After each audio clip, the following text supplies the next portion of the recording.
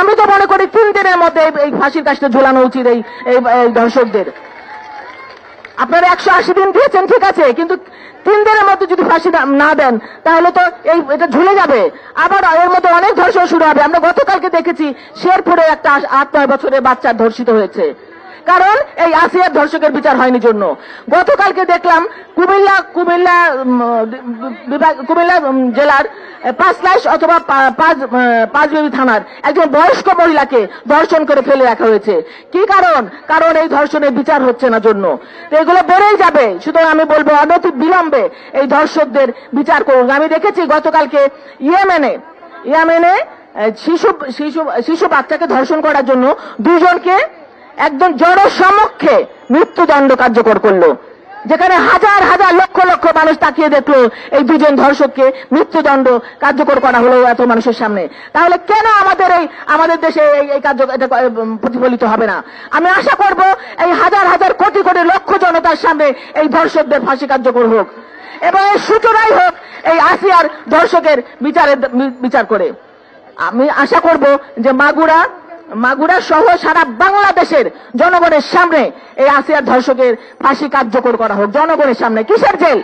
আমরা জেলে ঢুকাই দিবেন, জনগণ অন্ধকারে ডুবে যাবে, তারপর আস্তে আস্তে ভুলে যাবে, সেটা হবে না।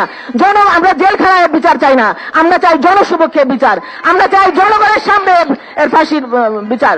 সুতরাং আমি এই সরকারকে আশা করব, আপনারা অনেক বিজ্ঞ, আপনারা এই জনসম্মুখে এই ফাঁসি কার্যকর করুন।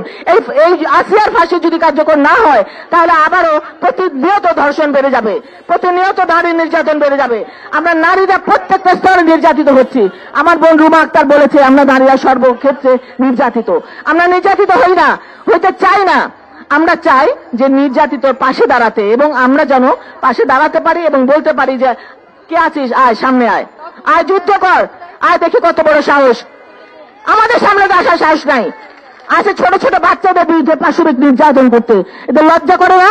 আসলে আসলে আমার বোনরা বললো এদের এরকম পাশবিক নির্যাতন করে ফাঁসি দেওয়া উচিত। কারণ শেখ হাসিনা যারা ধর্ষণ করতো তাদেরকে পুরস্কৃত করতো, আর সেই জন্য ধর্ষণ বেড়ে গিয়েছিল। তাই এখন এই উপদেষ্টা মণ্ডলীতে যারা আছেন, আমাদের প্রধান উপদেষ্টা সহ আমি বলবো যে আপনারা এর বিচার করুন। আমরা এই বিচার চাই, এই আসিয়ার বিচার চাই, এবং আসিয়ার যে বোনের শাশুড়ি তারও বিচার চাই।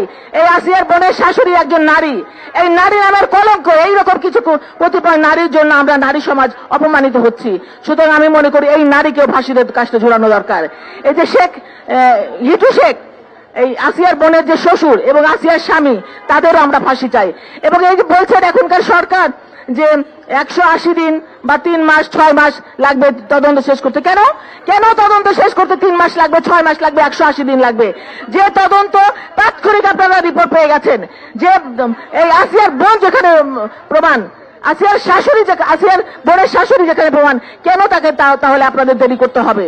যে দেশনেত্রী বেগম খালেদা জিয়ার সময় কিন্তু রিমা হত্যার বিচার হয়েছিল, ডক্টর মনিরের বিচার হয়েছিল, ফাঁসি হয়েছিল।